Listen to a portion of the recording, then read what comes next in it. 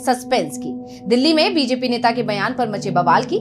देखेंगे हाईकोर्ट जज ने क्यों कहा पीएम मोदी को झूठा, पीके को क्यों कहा जा रहा है बीजेपी का एजेंट। जानेंगे महाराष्ट्र की सीएम की कैसे बढ़ रही है मुश्किल, और बुलेटिन के आखिर में बात करेंगे टेलीप्रॉम्प्टर बना पीएम मोदी की मुसीबत। लेकिन दिन भर की तमाम बड़ी खबरों से पहले एक नजर आज की सुर्खियों पर। पीएम मोदी के भाषण पर अरविंद केजरीवाल का पलटवार। बोले प्रधानमंत्री रोज दिल्ली के लोगों को गालियां दे रहे हैं, दिल्ली की जनता का अपमान कर रहे हैं पीएम। बीपीएससी प्रीलिम्स परीक्षा रद्द करने की मांग का मामला सुप्रीम कोर्ट पहुंचा। याचिका में लाठीचार्ज करने वाले एसपी-डीएम पर भी कार्रवाई की मांग। झारखंड में महिलाओं को मिले 2500 रुपए, मैया सम्मान योजना के तहत भेजी गई राशि। कांग्रेस बोली जो वादा किया वो निभाया।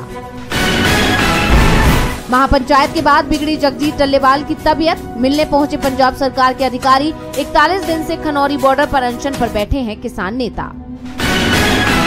ये तो थी सुर्खियां। अब बात आज की सबसे बड़ी खबर की। बिहार की सियासत में इस समय बवाल मचा हुआ है। अमित शाह के बयान से शुरू हुए इस बवाल के बीच लालू और नीतीश के बयान भी सामने आए।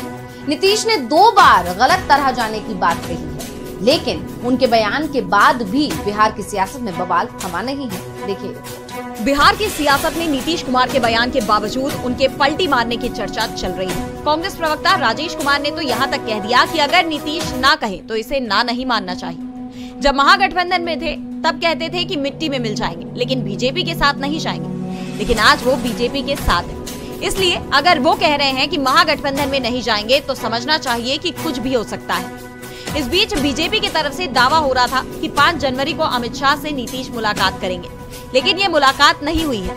अमित शाह के पटना पहुंचने से पहले ही नीतीश कुमार बिहार के पूर्व डिप्टी सीएम सुशील मोदी के घर पहुंचे। उनकी जयंती थी। अमित शाह ने सुशील मोदी को श्रद्धांजलि दी और निकल गए, जिसके बाद कई सवाल उठने लगे हैं।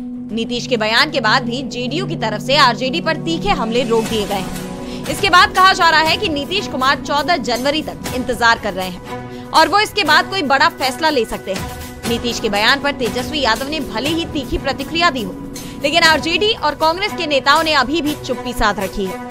ऐसे में बिहार की सियासत में जो बवाल मचा हुआ है उसे लेकर कहा जा रहा है कि अभी कुछ दिन इंतजार करना होगा, क्योंकि जिस तरह से महागठबंधन में सरकार बनाने की तैयारियां चल रही हैं, उसके बाद कहा जा रहा है कि इसी महीने कोई बड़ा खेल होने वाला है। नीतीश के तेवरों से बिहार की सियासत में बवाल मचा है तो दिल्ली में बीजेपी उम्मीदवार रमेश बिधूड़ी के बयान ने भी बवाल मचा दिया है। बिधूड़ी के खिलाफ पूरा विपक्ष एकजुट हो गया है। बीजेपी भी उनका बचाव नहीं कर पाई है। तो क्या है पूरा मामला, देखिए ये रिपोर्ट। दिल्ली की कालकाजी विधानसभा सीट से बीजेपी उम्मीदवार रमेश बिधूड़ी का एक बयान सामने आया है। अपने चुनाव प्रचार की शुरुआत करते हुए बिधूड़ी ने कहा कि मैं आपको विश्वास दिलाता हूँ, जैसे ओखला और संगम विहार की सड़कें बना दी है, वैसे ही कालकाजी में सारी की सारी सड़कें प्रियंका गांधी के गाल जैसी बना दूंगा। बिधूड़ी का बयान वायरल होते ही कांग्रेस और आप ने उन्हें घेर लिया। कांग्रेस प्रवक्ता पवन खेड़ा ने कहा कि ये बदतमीजी सिर्फ इस घटिया आदमी की ही मानसिकता नहीं दिखाती, ये है इसके मालिकों की असलियत। ऊपर से लेकर राष्ट्रीय स्वयंसेवक संघ आरएसएस के संस्कार आपको बीजेपी के इन ओछे नेताओं में दिख जाएंगे। वहीं आम आदमी पार्टी ने भी बिधूड़ी के बयान को महिला विरोधी बताया। कांग्रेस कार्यकर्ताओं ने बिधूड़ी के पुतले फूके। पहले से ही डॉक्टर अंबेडकर विवाद में फंसे बीजेपी हाईकमान को भी बिधूड़ी से बड़े नुकसान का डर दिखाई दिया, जिसके बाद बिधूड़ी झुक गए। लेकिन सफाई में ये भी कहा कि इसी तरह से लालू यादव ने हेमा मालिनी पर बयान दिया, लालू को भी माफी मांगनी चाहिए।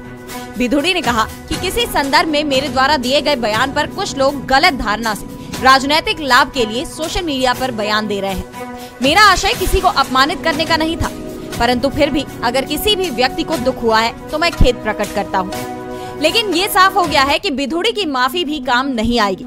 इससे पहले बिधूड़ी सोनिया गांधी और दानिश अली के खिलाफ भी विवादित बयान दे चुके हैं, लेकिन अब प्रियंका पर दिए गए बयान के चलते बिधूड़ी के साथ पूरी बीजेपी ही मुश्किल में फंस गई है। बिधूड़ी ने माफी मांग ली है, लेकिन क्या दिल्ली की जनता उन्हें माफ करेगी? चुनाव सामने है।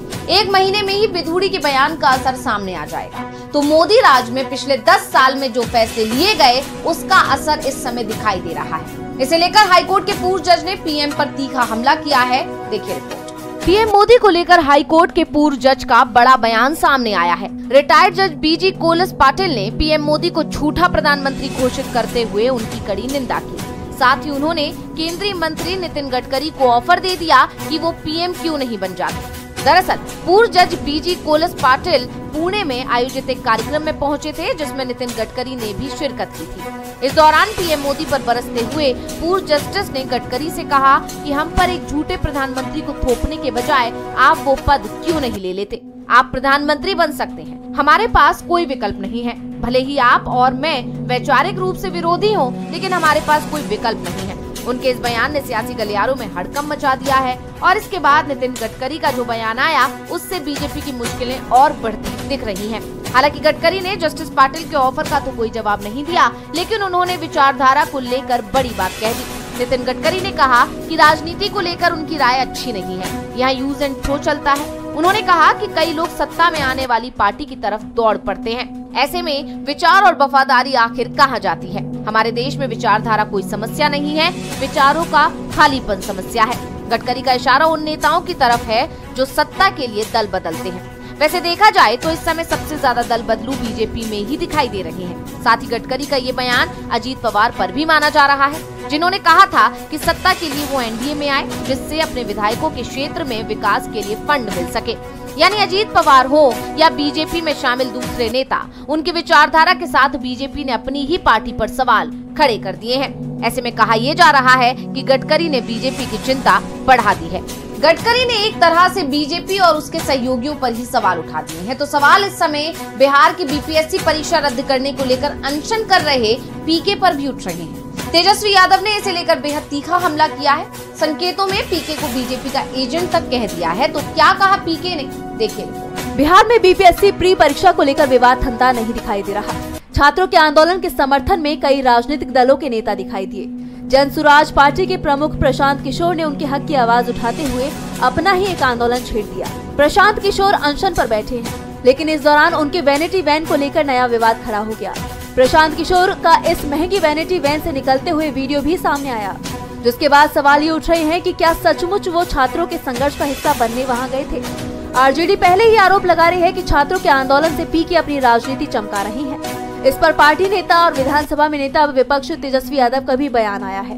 उन्होंने कहा, पहली बात, आज तक प्रशांत किशोर जी ने आज तक कभी भी नहीं कहा, स्पष्टीकरण नहीं दी कि आखिर अमित शाह जी ने नीतीश कुमार जी को क्यों उनके पार्टी का राष्ट्रीय उपाध्यक्ष बनवाया था। आज तक, अभी तक, और किसके कहने पे बने थे वो सब जानते हैं। मुख्यमंत्री जी ने स्पष्ट कर दिया था, लेकिन उनको बताना चाहिए कि भाई अमित शाह क्यों चाहते थे कि जनता दल यूनाइटेड नीतीश जी के पार्टी के वो राष्ट्रीय उपाध्यक्ष बने, और उन्हीं के कहने पे माननीय मुख्यमंत्री जी ने बनाया। तो पहले इस पे स्पष्टीकरण देना चाहिए। और वैनिटी वैन की जहाँ तक बात है, उसमें तो एक्टर लोग बैठते हैं, एक्टर बैठते हैं, एक्ट्रेसेस बैठती हैं वैनिटी वैन में, और बैठाने वाला प्रोड्यूसर और डायरेक्टर है। हम लोग सब लोग जान रहे हैं कौन है प्रोड्यूसर, कौन है डायरेक्टर और एक्टर को बैठाया गया है, तो सब लोग जानते हैं। यानी तेजस्वी ने पीके के आंदोलन के पीछे बीजेपी का हाथ बताया है, जिसके बाद सवाल न सिर्फ प्रशांत किशोर पर उठ रहे हैं, बल्कि बीजेपी भी मुश्किल में दिखाई दे रही है। पीके का अनशन क्या बीजेपी की मदद कर रहा है? सवाल से पर्दा जल्दी हटेगा। साथ ही पर्दा देवेंद्र फडणवीस के चुनाव से भी उठने वाला है। उनके चुनाव को कोर्ट में चुनौती दी गई है। तो क्या है पूरा मामला, देखिए रिपोर्ट। महाराष्ट्र में बीजेपी की टेंशन बढ़ती दिखाई दे रही है। कांग्रेस नेता ने मुख्यमंत्री देवेंद्र फडणवीस की जीत को लेकर बड़ा दावा किया है।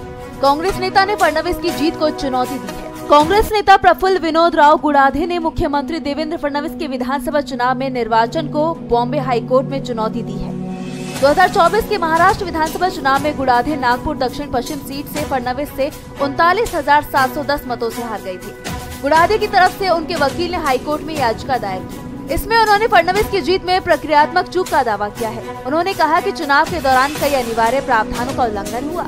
उन्होंने कोर्ट से फडणवीस के निर्वाचन को अमान्य घोषित करने की अपील की है, जिसके बाद से बीजेपी मुश्किल में पड़ गई है। इससे पहले अजीत पवार की जीत पर भी सवाल उठाए गए थे, साथ ही कुछ सबूत भी पेश किए गए। एनडीए तो पहले से ही चुनाव नतीजों को लेकर सवालों के घेरे में है। विपक्ष लगातार चुनावों में धांधली की बात कह रहा है। ईवीएम में धांधली को लेकर विपक्ष सुप्रीम कोर्ट जाने की बात भी कह रहा है, जिससे सियासी हलचल तेज है। और अब कांग्रेस नेता ने बीजेपी की मुश्किलों को और बढ़ा दिया है। ऐसे में सवाल ये उठ रहे हैं कि क्या फडणवीस की कुर्सी छिन जाएगी। बहरहाल ये तो आने वाला वक्त ही बताएगा। फडणवीस की मुसीबत तो शपथ लेने के साथ ही शुरू हो गई थी। सरकार में अभी भी टकराव चल रहा है, तो दूसरी तरफ कांग्रेस ने भी बीजेपी की मुसीबत को बढ़ा दिया है। पार्टी ने साफ कर दिया है कि केंद्रीय गृह मंत्री अमित शाह ने डॉक्टर आम्बेडकर पर जो बयान दिया उसके खिलाफ लड़ाई जारी रहेगी और पार्टी ने अब जय बापू जय भीम जय संविधान अभियान की शुरुआत कर दी है। केंद्रीय गृह मंत्री अमित शाह के खिलाफ कांग्रेस का आंदोलन तेज होता जा रहा है। डॉक्टर भीमराव अंबेडकर के खिलाफ आपत्तिजनक टिप्पणी करने के बाद अमित शाह बुरी तरह से घिरते दिखाई दे रही हैं। उनके खिलाफ कांग्रेस ने एक नया अभियान जय बापू जय भीम जय संविधान शुरू किया है। अभियान के तहत तमाम राज्यों और